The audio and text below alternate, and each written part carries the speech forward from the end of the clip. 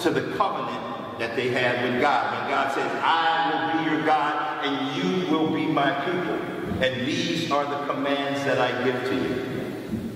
And so they recommitted themselves and reclaimed their identity as the people of God. Because when they were in exile, they couldn't practice their religion the way they wanted to. They didn't have their synagogue. They intermarried and all kinds of things happened. And so they came back and they recommitted themselves. They reclaimed their identity as the people of God.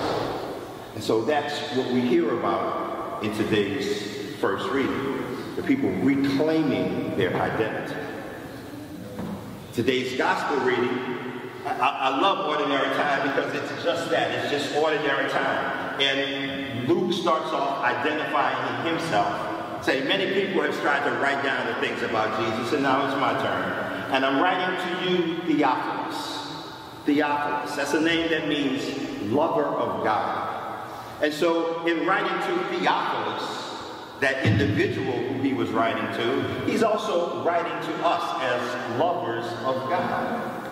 And so he writes us and says, I'm going to lay out in an orderly fashion for you the things that the eyewitnesses, the apostles, have said to me about this Jesus.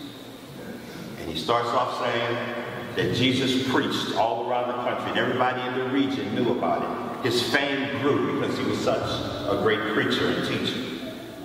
And he says he went home to Nazareth, where he grew up.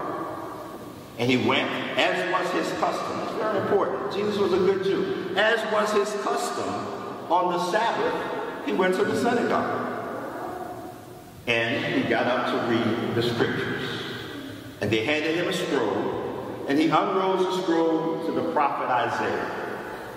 And he reads that prophecy that is obvious to us, foretells the Messiah. And it would have been obvious to the Jews who knew their scriptures as well that this was a prophecy of the Messiah to come. And he reads this, and everybody's looking at him. He rolls up the scroll, he puts it down, and then he says, just quietly, today, this scripture passage is fulfilled in your hearing. Because Jesus knew his identity. He knew who he was.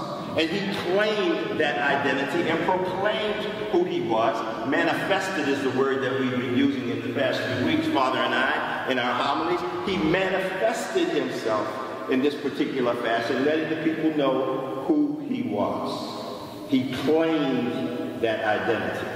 He knew who he was. He knew how he thought about himself. He knew how he wanted the world to see him. And he knew the characteristics that distinguished him from everybody else. He knew his identity. And what does that have to do with us, other than the fact that we too now know his identity? Well, we find the answer to that question in Paul's reading to the Corinthians.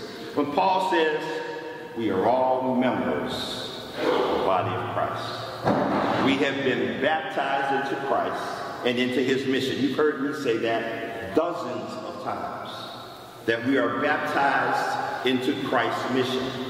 And so we have to know our identity as Christians.